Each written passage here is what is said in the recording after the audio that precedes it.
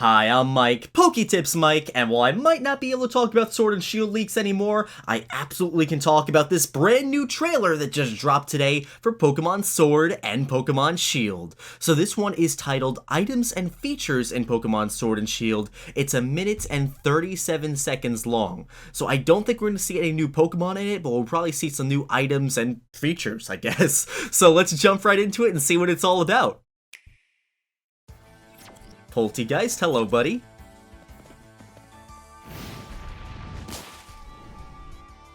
Improved techniques for Pokemon training. Mints will change the effects of a Pokemon's nature.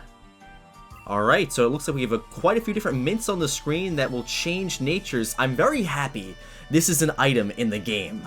I'm very happy we could finally change the natures. You don't have to breed or catch a whole new Pokemon if you don't like its nature. Use supplements to max out a Pokemon's base points. We already know about that, unless they let us use like calcium to completely... Oh wait, is that what's going on here? Is Eevee training no more? Do we not need to do Eevee training? Whoa! Whoa! Sorry for screaming, but... that is a huge improvement right there. Wait, Pokemon at the same speed? Wait, I missed that too. We're gonna have to go back and watch this thing again. Access Pokemon boxes from almost anywhere. Oh good, they're bringing that back from Let's Go. I love that feature. I know some people say it makes the game a little bit too easy, but I think it's just such a nice convenience to have. I'd rather be able to access my team anywhere than have to go all the way back to the Pokemon Center, then back to the PC just to pick up a new Pokemon. I'm very glad that they started changing that up. Yeah, wow, there's a lot of stuff in this trailer.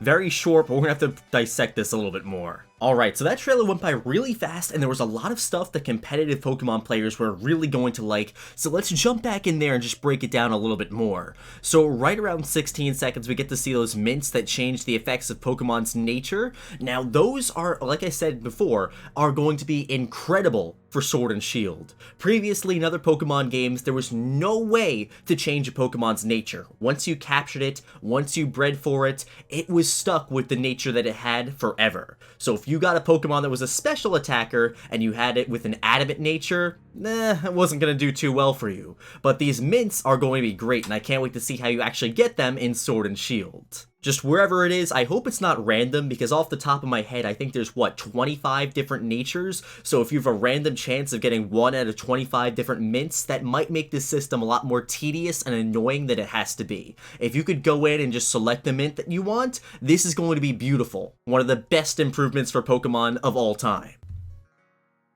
Okay, I see you Pokemon with those little transitions there. Gotta step up my editing game. But anyway, this next part here, when they first showed it on the screen, I'm just like, oh, they're just showing you how to use calciums again? That's been in the game since Pokemon Red and Blue. But seeing them let you use, let's see, how many did they use on that Pikachu there? Or Gengar?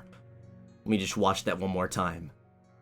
Yeah. Seeing them use 26 calcium at once on Gengar is insane. First off, that's way too much calcium for Gengar, but in all seriousness, that is an incredible change for Pokemon players. So if calcium and the other Eevee raising items work the same in this game as they did in other games, which I think they do because looking at Gengar's stats rise there from 140 to 170, that means each one of these stat raising items gives you 10 EVs into the stat. Now before, these things used to cap out at 10, so you could only use 10 of them per stat, giving you 100 EVs per stat. However, as any competitive Pokemon player would know, you could have up to 252 EVs in a stat, meaning if you want to max out your stat, you would need to do some sort of separate EV training. Here in Sword and Shield, it looks like they removed that limit, so you could just use Calcium, HP Up, Iron, Carbos, all of them, to do the EV training for you. So you just need to get these items, and that's it.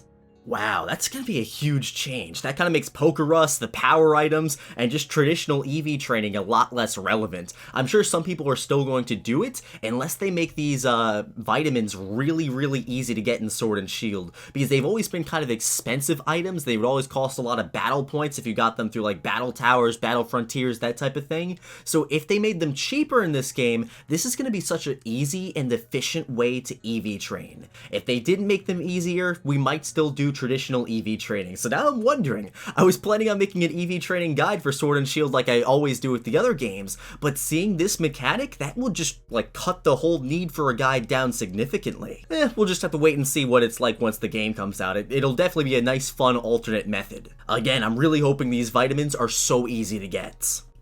Now this next part is where things started to go a little bit too fast, and I knew I needed to break down this trailer a little bit more. So it said here, Pokemon of the same species can pass down moves to each other. Now I'm not sure exactly how this is going to work based on the trailer. From what I'm seeing here, it looks like you'll just leave two Pokemon in the daycare like normal, and if they're the same species, the Pokemon with the egg move can actually pass down the egg moves to the other Pokemon just by being in the daycare. You don't need to create a whole new Pokemon for that to happen. Let me check the Pokemon website and see if they put anything up about this. Ooh, yes, they absolutely did, and they put quite a few other articles up as well. I'll have to read those. Okay, so here we go. Here's the section on egg moves on the Pokemon website. Hopefully we get more details here. These egg moves are moves that the Pokemon wouldn't normally be able to learn through more common means, like leveling up or using TMs. In these games, if you leave two Pokemon of the same species at the Pokemon nursery together, an egg move that one of them knows can be passed on to the other Pokemon.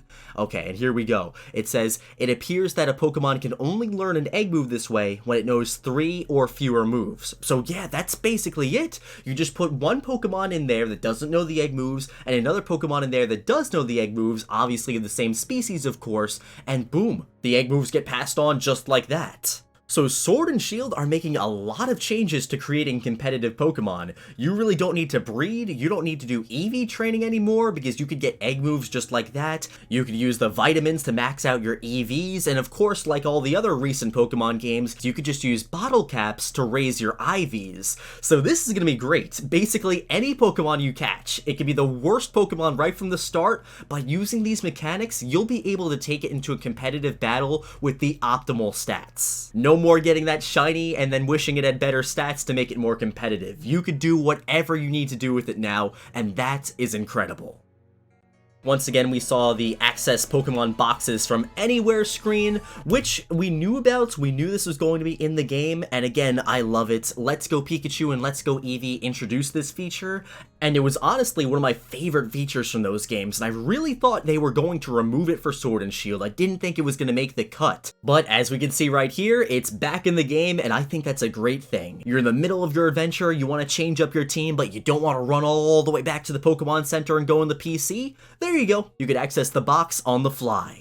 And then last but not least, we see here, level up using EXP candies. Now, when I first learned about these EXP candies, I kind of thought they were going to be replacing the rare candy item, which now I realize makes no sense, because if you look at the bag, if you zoom in right at the top, the little picture they use for other items is actually a rare candy, and we also get to see the confirmation that rare candy's in the game on this screen. However, EXP candies and rare candies are still going to be pretty different. So rare candies, when you use rare candy on your Pokemon, it instantly gives that Pokemon a level, no matter what level it is, from level 1 all the way up to level 99. EXP candies, however, I think they always give a set amount of EXP, not 100% sure on that right now, but I think that's how it's looking. Let's just watch this clip one more time and see what's going on here. So they're using the EXP candy extra large, which I'm assuming is going to be the best EXP candy there is. You could use multiple at a time, which is nice.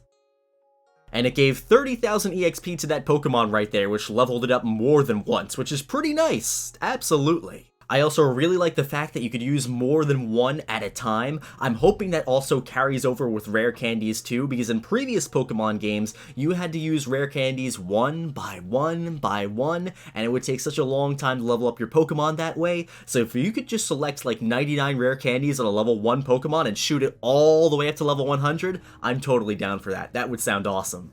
Now, on the Pokemon website, which always has more information, it says you can earn these candies in max raid battles, so collect a bunch and level up your Pokemon in a flash. I'm hoping there's other ways to get these candies too. Maybe it'll be like Let's Go Pikachu and Eevee, where you can get candies after catching a Pokemon, but if not, that's okay too. I always like having different ways to level up your Pokemon.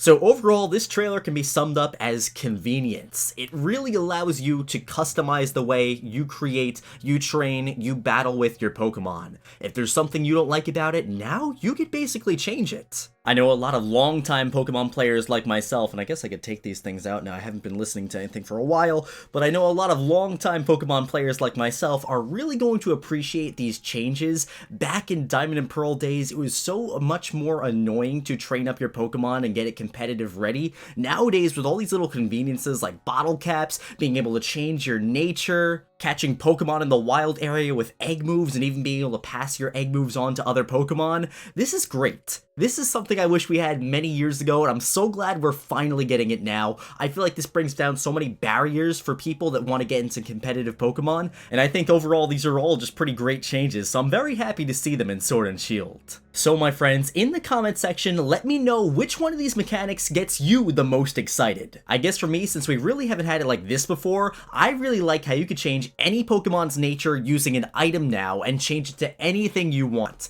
That is just so convenient. As always, my friends, thank you so much for watching this video. If you enjoyed it and you haven't already, make sure you give it a thumbs up right now, subscribe to the channel if you're new, follow me on Instagram at PokeTipsMike, and my friends, I'll be seeing you in the next one.